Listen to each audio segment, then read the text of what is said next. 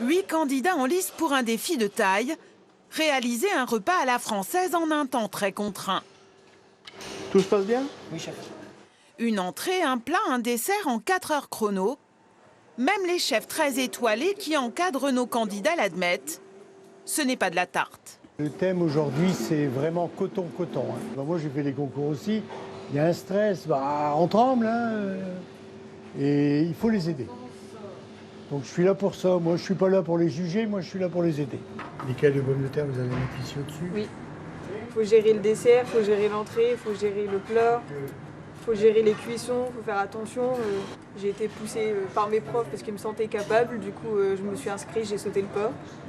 Mais ouais, stressant. Tous sont entre 16 et 18 ans, préparent un bac pro et sont en apprentissage. Autre point commun, la cuisine est devenue toute leur vie. Ma sœur, elle est serveuse et ma mère est plongeuse, donc on va dire que j'ai pris le dernier rôle manquant.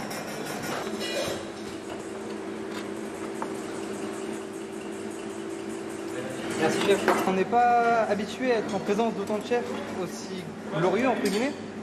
Donc forcément on est un peu stressé sur le fait de... Ils vont nous juger, ils vont regarder comment on fait. Chaque mouvement c'est important. Mais finalement, encore une fois, ça nous aide à nous surpasser, quoi. C'est ce qui nous forge. Candidat numéro 2, dans 5 minutes.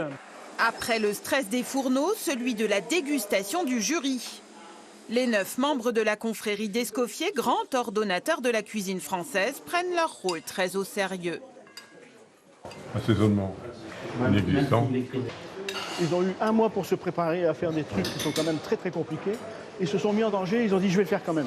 Le fait d'avoir relevé le défi, c'est déjà une grande victoire. C'est déjà une grande victoire. À l'arrivée, il ne pouvait en rester qu'un. Et c'est donc Corentin qui représentera les Hauts-de-France à la grande finale de Lyon en janvier prochain.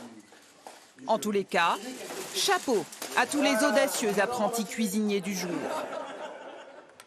Bonsoir Marc Esquerré. Bonsoir. On est toujours impressionné par l'engagement de ces jeunes dans un métier qui est très exigeant, on le sait. C'est très fort et c'est bien de voir cette jeunesse participer à leur premier concours. On leur souhaite d'aller bien sûr très très haut et pourquoi pas au meilleur ouvrier de France. Pourquoi cet engouement pour la cuisine? On sait que les horaires sont compliqués, qu'il faut travailler dur, qu'il n'y a pas de la place pour tout le monde.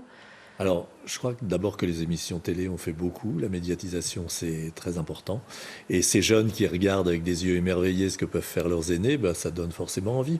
Et c'est bien. Oui, parce que pour ce concours de meilleurs apprentis, il y a près de 100 participants sur toute la France. C'est 90% de plus qu'il y a 3 ans. En fait, cuisiner, c'est le métier à la mode chez les jeunes. Ça n'a pas toujours été le cas. C'est un métier alors très exigeant et très difficile, mais où on peut voir les échelons à gravir. Et justement, ça se fait à travers des concours, ça se fait à travers la confiance de son chef dans un restaurant.